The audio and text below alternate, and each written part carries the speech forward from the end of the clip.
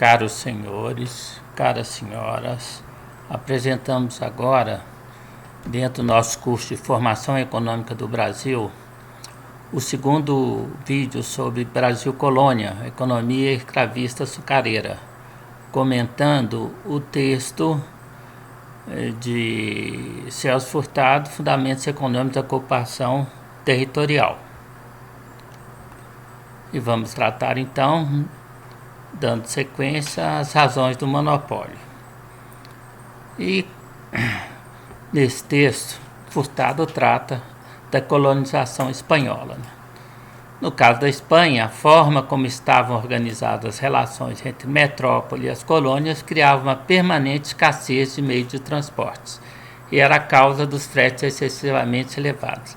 É preciso dizer o seguinte: essa característica não foi exclusiva das colônias espanholas, porque todo o sistema colonial era um empreendimento mercantil, levado a cabo sob a égide do capital comercial. E nessa época, o lucro comercial vinha exatamente da capacidade de se manter desabastecidos os mercados. Quer dizer, os países entravam em guerras para conquistas de acesso a mercados, ou de matérias-primas, de produtos, e também para restringir a concorrência estrangeira. E aí, uma vez conquistado um espaço para atuação, mantinham-se os mercados sempre desabastecidos, para que os preços fossem elevados o suficiente, não apenas para pagar os altos fretes, mas também para proporcionar um lucro razoável, um lucro máximo possível. Então, isso era uma característica geral. No caso das colônias espanholas, da Espanha, das colônias da América, tinha um agravante. É porque, dando sequência à fala e ao texto, a política espanhola estava orientada no sentido de transformar as colônias em sistemas econômicos o quanto possível autossuficientes e produtores de um excedente líquido, na forma de metais preciosos, que se transferia periodicamente para a metrópole. O problema aqui era o seguinte, o que se fazia, inicialmente o ouro, depois o ouro, a prata, e mais com a descoberta da mina de Potosí, mais a prata, o que se fazia era os navios espanhóis, que vão se organizar em comboios, para enfrentar a ameaça constante dos piratas, dos corsários. Eles levavam anualmente, normalmente, ou 2 vezes por ano, os metais preciosos conseguidos no continente. Ora, então, era um transporte reduzido. Os galeões que levavam ouro, prata, eram poucos galeões, eram suficientes para levar quantidades enormes de metais preciosos. E na volta eles traziam mercadorias. Então, como não havia outros produtos comerciais, os galeões espanhóis que chegavam no Novo Mundo apenas para abastecer o mercado local, implicavam em custos ainda mais altos de transportes, ou seja, fretes ainda mais elevados. Então, essa característica você não tem, como no caso do Brasil, você tinha um produto cujo volume de transporte, o açúcar, era muito maior do que nos metais preciosos. Então, a restrição de transporte nas colônias espanholas foi muito maior. Bom, e essa chegada de ouro e de prata na Espanha levou ao crescimento desmesurado do poder econômico do Estado espanhol. Claro, ele ficou rico de repente. A Espanha se transformou rapidamente na maior potência mundial, na maior potência europeia, mundial não, europeia, porque no lado asiático havia a Índia e principalmente a China. Mas então, e havia Império Otomano, né, no intermédio, né? Então, o poder econômico de espaço do Estado espanhol, né, cresceu muito, né? E houve um aumento do fluxo de renda gerado pelos gastos públicos. E isso vai levar, segundo aqui a terminologia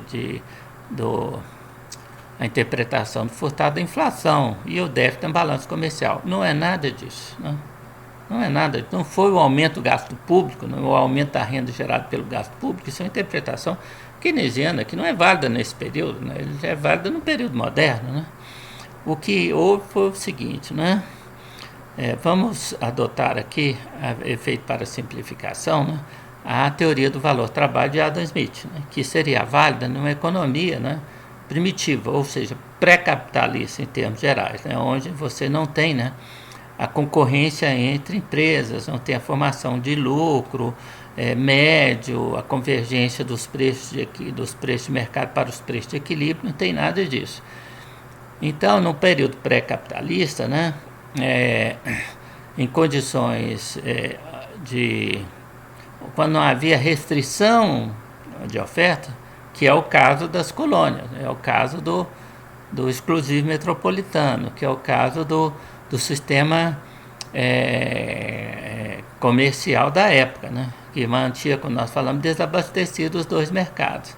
Mas vamos supor, né, utilizando a teoria do valor-trabalho, né, que é bem esclarecedora nesse caso, que você gastasse na produção, nas minas em geral, né, que tinham acesso à Europa nesse período, né, que você gastasse 5 dias de trabalho para produzir 1 libra de prata, né?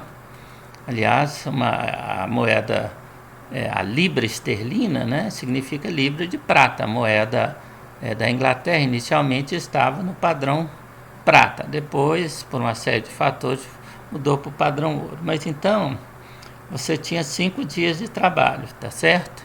Ora, ou 10 dias de trabalho, vamos colocar um número redondo, 10 dias de trabalho para produzir. Agora, vamos supor que em Potosí, ou seja, se você tivesse um bacamarte, uma espingarda com aquela boca redonda, né, aberta assim, isso aqui era um bacamarte. Um bacamarte levasse para ser elaborado, né,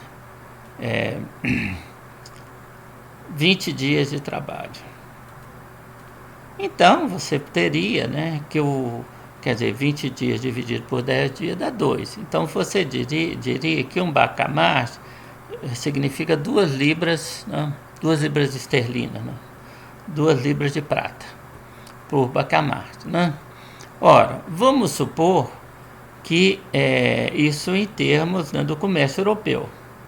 Então esse seria o preço, digamos assim, né,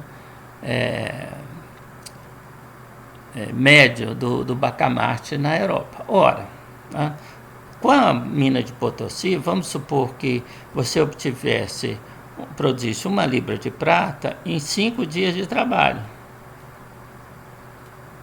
Ok? Bom, então na Espanha, como a Espanha tinha uma mina própria, né, nas colônias, né, o preço do bacamarte seria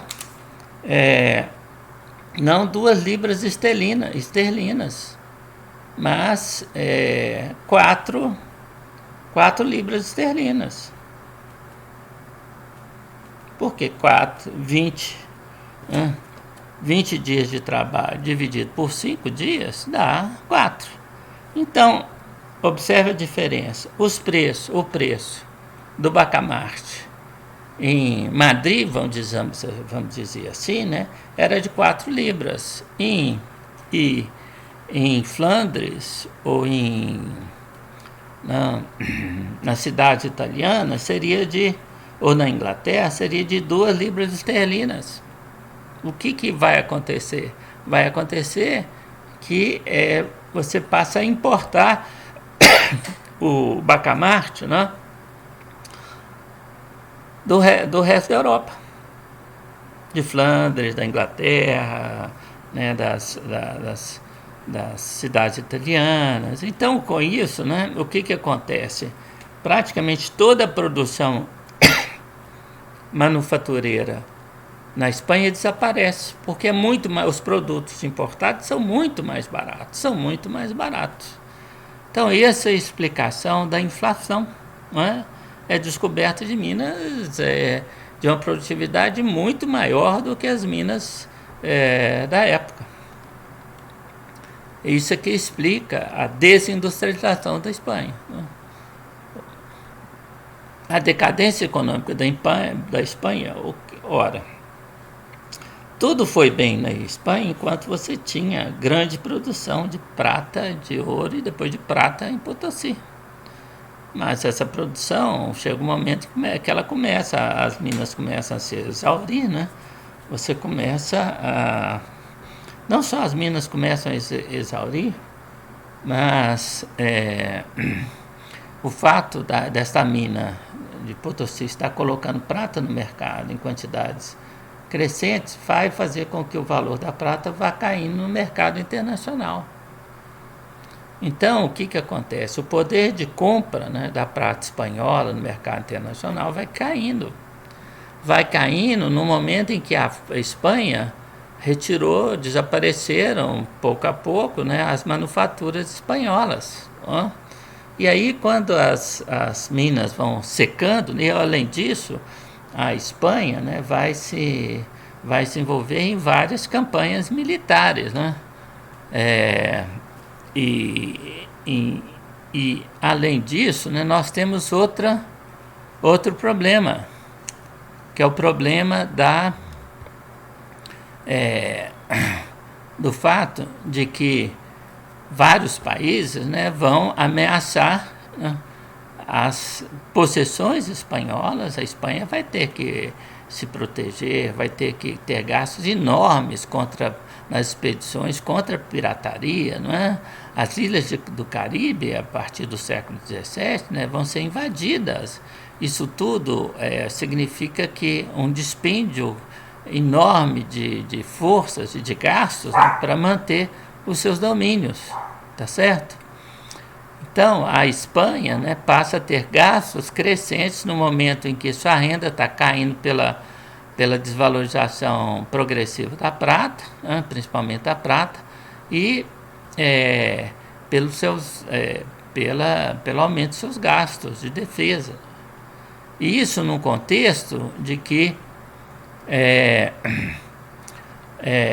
nenhuma outra empresa econômica de envergadura chegou a ser encetada na Espanha, nas colônias espanholas, né?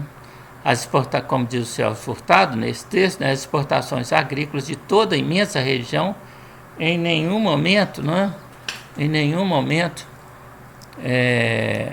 alcançaram importância significativa em 3 séculos de vida do grande Império Espanhol.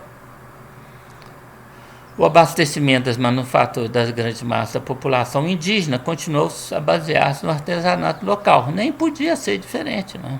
Tá certo? Porque senão você teria que gastar prata para abastecer essa população. E a prata era usada para financiar as despesas dos espanhóis na Espanha, né? Em gastos militares, né?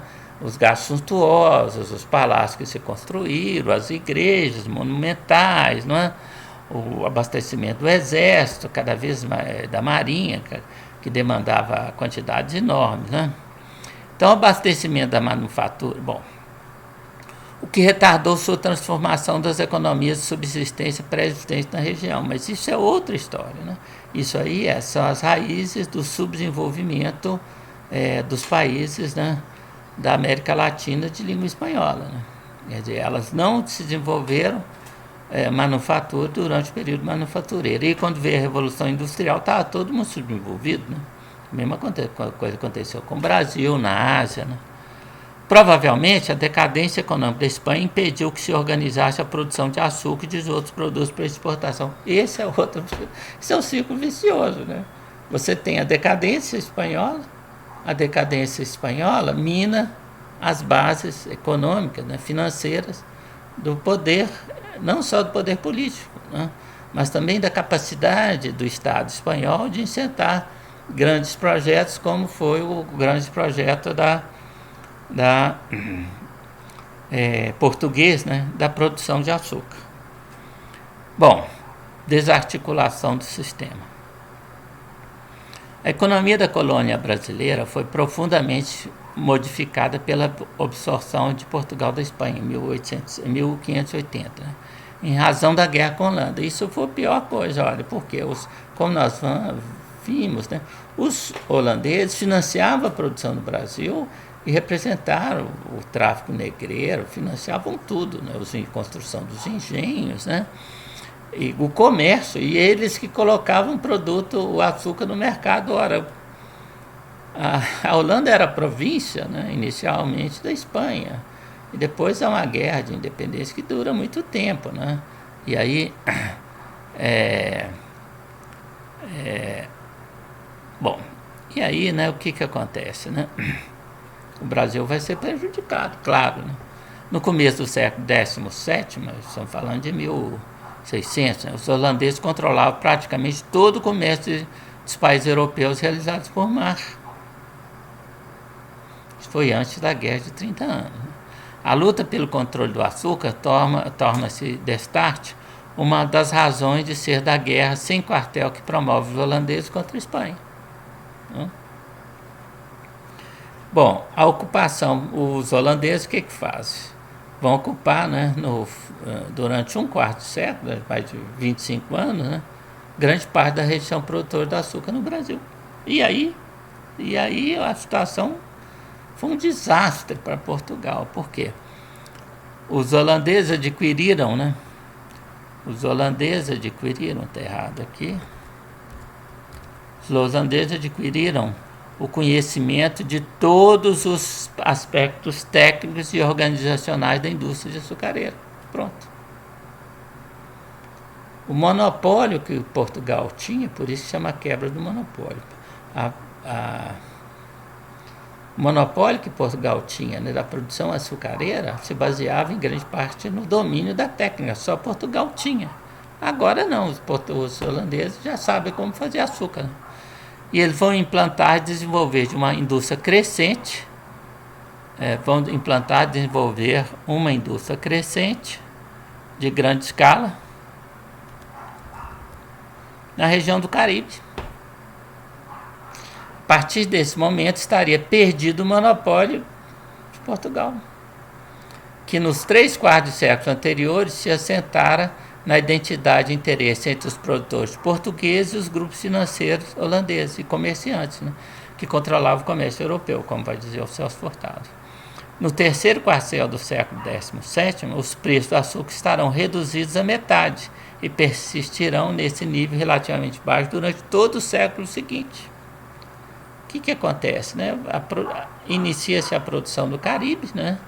É uma produção mais barata, porque o custo de transporte é menor, né? O Caribe é mais próximo da Europa do que o Pernambuco, ou do que lá embaixo, Rio de Janeiro, né? Então nós temos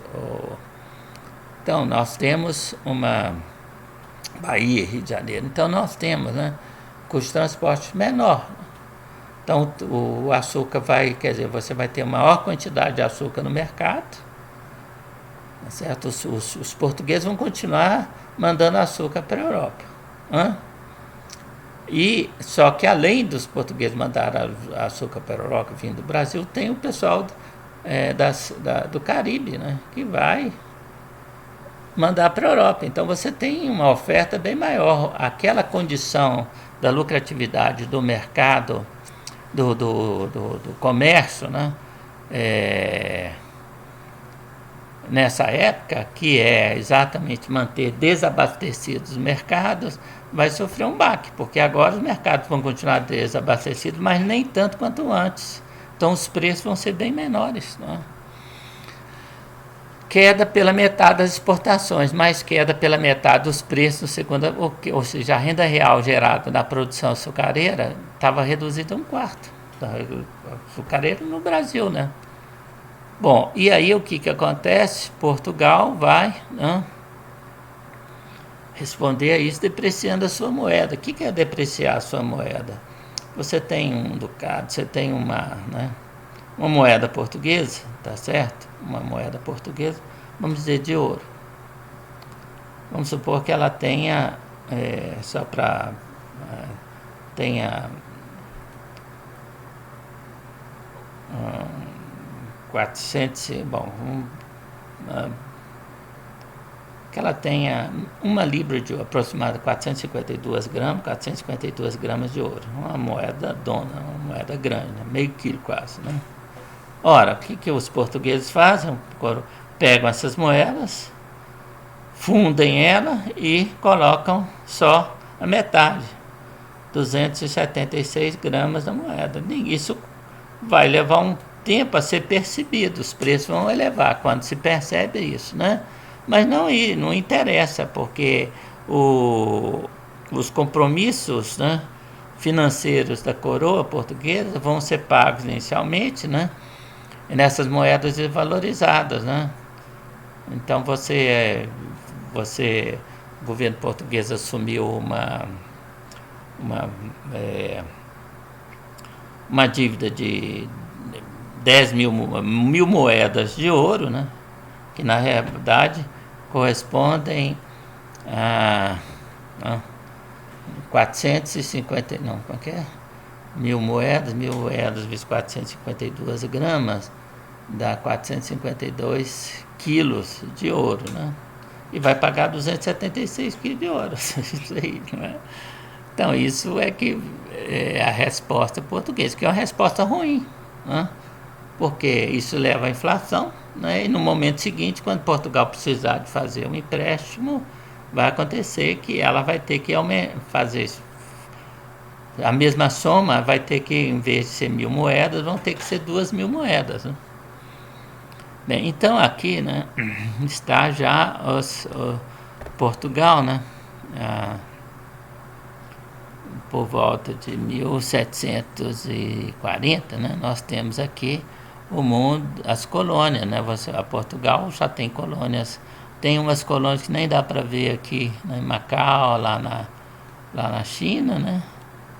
Você tem colônias que hoje na região de Moçambique, na região de Angola, né? Nas ilhas, né? E no Brasil, não. Portugal vai perder parte dos seus entrepostos comerciais no Oriente, né? No Oriente, né? Aqui nós temos as colônias espanholas, que estão em azul, né? Aliás, Portugal, esqueci de falar, né? Portugal está aqui, ó. A Espanha vai ter as colônias azuis, né? As colônias inglesas vão ser a Inglaterra está nesse vermelho fraquinho aqui, né? Vermelho fraquinho, tem as holandesas também que estão por aqui, ó. Tem ilhas também que não dá para ver, né? E tem as francesas, tá certo? Que são partes da América do Norte. Então, bem, colônias de povoamento do hemisfério norte. Os franceses e ingleses empenham-se no começo do século XVII, ou seja, a partir de 1600, em concentrar nas Antilhas importantes núcleos de população europeia.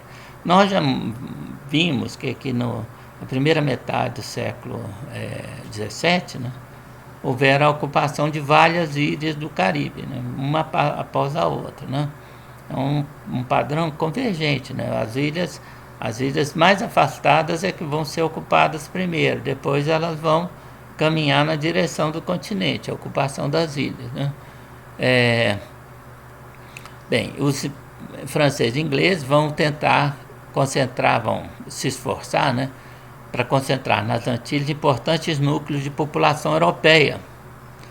Para quê? Na expectativa de um assalto em larga escala nos ricos domínios da Espanha. Pegar o ouro e a prata, principalmente a prata espanhola, mas precisa entrar por né? Isso é um empreendimento grande, né? Uma guerra longa, uma guerra devastadora, uma guerra que você precisa de contingente, né? E onde é que você vai vir? Vamos trazer gente lá da Espanha, lá da França, ou lá da Inglaterra? Não, você então desenvolve colônias, né? Com pequenos produtores agrícolas que vão ser estabelecidos nas ilhas do Caribe, né? É o que está dito aí, colonização com base em pequenas propriedades. Os colonos eram traídos com propaganda e engodos. Aliás, propaganda e engodo é mais ou menos a mesma coisa. É uma mentirada só. Olha, eu quero só olhar na televisão os produtos, a beleza dos produtos. Quando você compra, você vê que é uma porcaria. Ou eram recrutados entre criminosos, ou mesmo sequestrados. Você sequestrava a gente, botava no navio, e quando o sujeito via, estava lá numa ilha do Caribe, né? E não é mais ilha do Caribe com hotel, 5 estrelas, não é nada disso, né? Você ia ter que plantar, sobreviver, se virar, né? Outro aspecto importante é a intolerância religiosa e política nas Ilhas Britânicas no século XVII, que originou importantes movimentos populacionais, né? Então, que estarão conectados ao início da expansão colonizadora inglesa. Vamos lembrar dos Quakers que foram para os Estados Unidos, né? Organizam-se as companhias de navegação para o translado de imigrantes para as colônias americanas. Parte da população britânica abandonava os campos à medida que o velho sistema... isso aí é outra coisa, né? Outro processo que estava acontecendo na Europa, né? Que é o processo de transformação da agricultura feudal baseada no sistema de campo aberto, né? Agricultura de 3 folhas, que você plantava... você tinha um sistema de rotação de culturas, né? A terceira, 1/3 da área plantada ficava em pousio, em alcave, você plantava em outros 2. E isso ia um sistema de rotação de 3 anos, né? Bom, esse sistema e um sistema de campos abertos, ou seja, né, a área de cultivo era dividida entre os membros da aldeia, da comunidade aldeã, normalmente não por decisão da Assembleia, né? Todo ano havia uma redistribuição das áreas de cultivo. Normalmente você dividia em razão do número de bocas a alimentar, ou de almas, como se dizia na época, né? Então e aí cada um recebia uma faixa de terra junto do vizinho, do outro, e todos os membros da aldeia. Todos tinham faixas de terra em cada um dos campos de cultivo, né? E havia coerção dos afolhamentos. Todo mundo plantava a mesma coisa no mesmo período, né? Na mesma época. Bom, esse sistema medieval, que foi um avanço enorme em relação à agricultura antiga do Império Romano, né? Ele vai ser um entrave agora para a expansão. Você tem o início de uma crise agrícola, né? A expansão da produção de alimentos não é suficiente mais para dar conta do crescimento da população. Isso se dá em meio a um processo de expansão do mercado, de crescimento dos mercados, né? Inclusive as grandes navegações vão favorecer esse crescimento dos mercados, as cidades vão crescer, onde estão os comerciantes, né? Então, as cidades militares também, no caso da Espanha, vão crescer. Então você tem um mercado maior, bem maior. E para abastecer esse mercado, e você tem simultaneamente no campo, né, a transformação na França, na Inglaterra, em várias regiões da Europa Ocidental, o começo da eliminação do sistema feudal, né, de trabalho compulsório, de entregar parte da sua produção para o senhor da terra, ou em dinheiro ou em produto, né? Esse sistema vai entrar, você já tem a emergência do trabalho assalariado e da propriedade privada da terra do agricultor. E isso vai gerar um processo que é o processo dos enclosures, o fechamento das terras, dos campos abertos. Campos abertos é esse sistema que nós falamos, né? Você não tinha cercas, nem podia ter, né? Você está plantando e colhendo, você está plantando junto do seu vizinho, numa faixa de terra juntinho do seu vizinho. Todos os campos não tinham cerca. As grandes áreas de cultivo aí sim, né? Tinham Por quê? Porque quando estava em Alcave, né, em Pousy, as terras em Pousy serviam de pastagem para o gado. Aí tinha que ter cercado, senão o gado ia dali, passava para a terra onde está sendo cultivada e comia tudo. Né? Então, o sistema vão aparecer as cercas, estabelecer, acabar com o sistema de faixas de produção, fechar nas terras, e ali você pode, então, eliminar o sistema. Você pode adubar a terra produzindo gramíneas, produtos como nabo que vão para a alimentação do gado. Você tem uma verdadeira revolução agrícola. Isso requer um sistema de campos fechados. Então, já nesse período, na Inglaterra, tem quer pela força, mas inicialmente por compra, por coerção, por coerção e força, né? Por acordo, né? Ou por pressão, né? Você já tem que vários pequenos agricultores vão perder, né? Vão perder os seus campos, vão ser fechados. O maior problema aí é quando você pega o campo, né, que antigamente era de pastagens, ou as florestas que eram de uso comum entre servos e senhores. Os senhores vão, pela força, se apropriar dessas terras, né, que eram, na verdade, de todos. E aí o camponês perde, né, ele perde a área de pastagem, né, do seu gado, e perde a lenha da floresta, perde o acesso à floresta. Isso é um desastre. Então ele vai se empobrecer, né? E aí o que vai acontecer? Parte da população vai abandonar os campos à medida que o velho sistema de agricultura coletiva, tá certo? Agricultura, vamos dizer, comunista, que é a agricultura feudal, né, vai sendo eliminado, né? E as terras agrícolas eram desviadas para a criação do gado de lã nígera, de lã, na Inglaterra. Né? Tinha uma expressão que dizia que a ovelha devora o agricultor, devora o homem. Porque porque a Inglaterra vai desenvolver a produção de lã, né? Essa produção depois vai alimentar a indústria crescente, manufatura de lã. A Inglaterra vai se transformar num exportador. Primeiro é de lã bruta, depois vai se proibir a exportação de lã. São políticas mercantilistas, políticas e você vai processar essa lenha e vender produtos, tecidos no mercado internacional, de tecido de lã, roupas de lã. Então, quer dizer, todo esse processo leva ao empobrecimento. O campo vai ser abandonado. Aí as pessoas, né, vão submeter, o que eles vão fazer?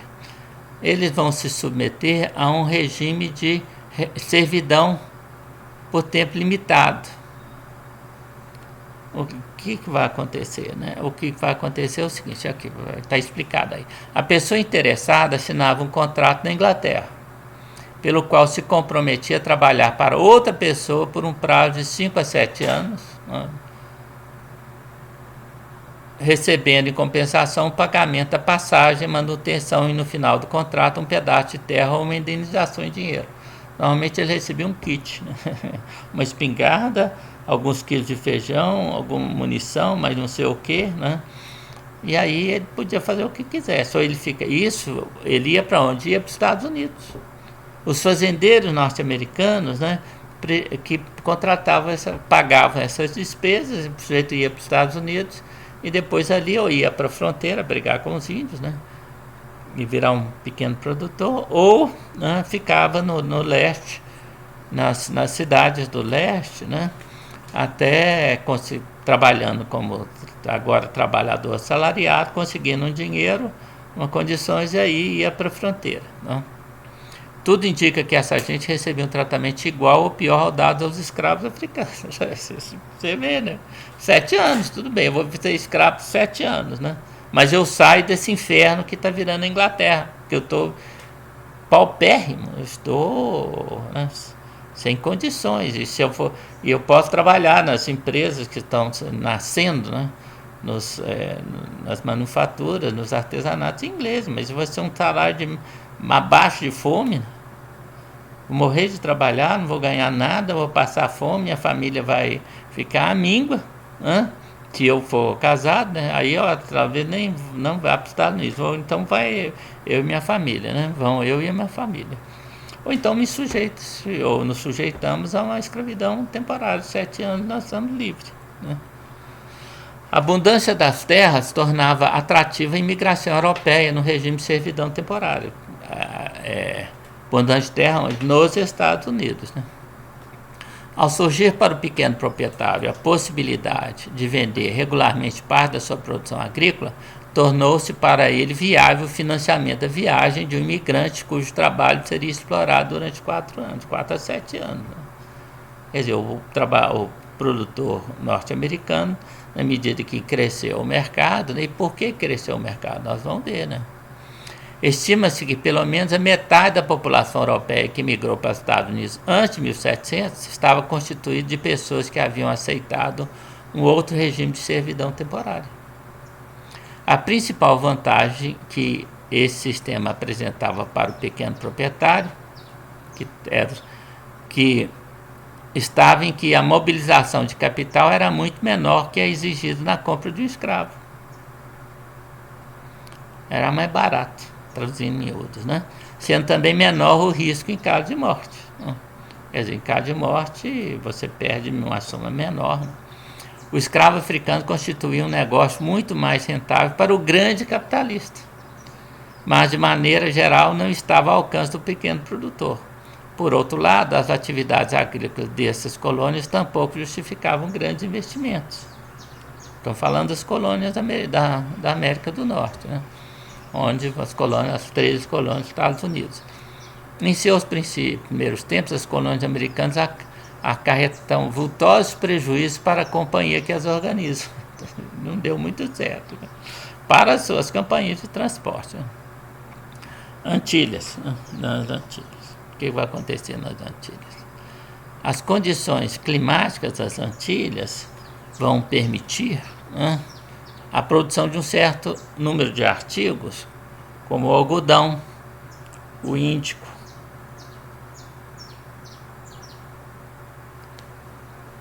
o anil, o café e principalmente o fumo, com promissora perspectiva nos mercados da Europa. Então você consegue, tem produtos que pagam custo de transporte, que não é tanto quanto no Brasil, né?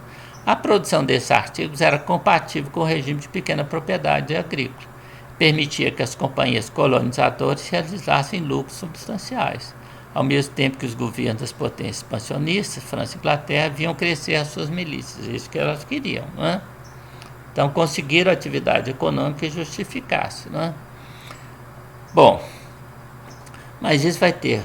Só que aí vai acontecer o seguinte, a penetração do açúcar das Antilhas, que vai ter um impacto enorme, não só sobre o Brasil, né, mas também sobre o sistema colonial e principalmente, particularmente, suas colônias norte-americanas. Isso será objeto do nosso próximo vídeo, né, que nós continuaremos, então, a apresentar o mesmo capítulo do Celso Furtado, comentar o mesmo capítulo.